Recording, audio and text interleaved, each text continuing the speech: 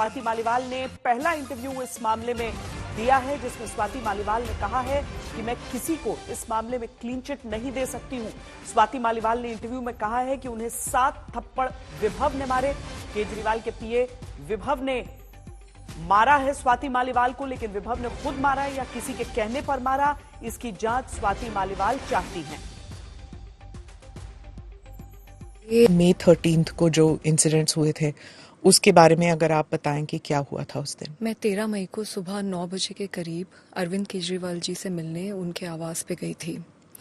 मुझे वहाँ पे स्टाफ ने ड्राइंग रूम में बिठवाया और बताया कि अरविंद जी घर पे हैं और वो मुझसे मिलने आ रहे हैं। इतने में विभव कुमार जो कि उनके पीएस थे, वो वहाँ पे धनधनाते हुए आते हैं और मैंने उनको बोला भी कि भाई क्या हो गया, मतलब अरविंद जी आ रहे हैं, क्या हो क्या गया। तो इतना मैंने बोला और इतने में ही उन्होंने हाथ छोड़ दिया।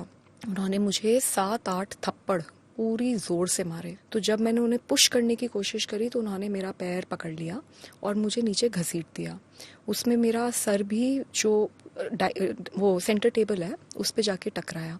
मैं नीचे गिरी और फिर उन्होंने मुझे लातों से मारना शुरू किया और मैं बहुत जोर जोर से चीख चीख के हेल्प मांग रही थी, लेकिन कोई मदद के लिए नहीं आया। ऐसे तो हो ही नहीं सकता कि सीएम के घर में कोई नहीं हो और ऐसी पिटाई हो रही हो किसी की और कोई बाहर ही ना निकले कमरे से।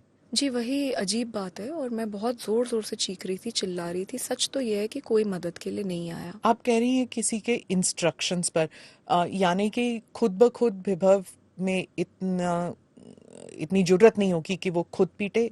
Is that what you are saying? Vibhav ने अकेले मारा, क्या किसी के इंस्ट्रक्शंस पे मारा, ये सारी चीजें अब मैटर ऑफ इन्वेस्टिगेशन है। दिल्ली पुलिस के साथ मैं पूरी तरीके से कोऑपरेट कर रही हूँ।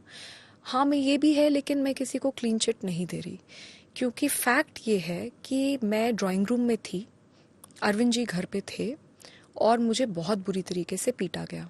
मैं चीख रही थी, चिल्ला रही थी, पर कोई आया नहीं। मैंने ये नहीं सोचा कि मेरा क्या होगा, मेरे करियर का क्या होगा, मेरे साथ ये लोग क्या करेंगे। मैंने सिर्फ ये सोचा कि जो चीज़ मैंने सारी महिलाओं को बोली है कि आप हमेशा सच के साथ खड़े हो, आप सच्ची सच्ची कंप्लेंट करो, लेकिन आपके साथ अगर कुछ गलत हुआ है तो आप ज़रूर लड़ो। तो आज मैं खुद कैसे नहीं लड़ सकती।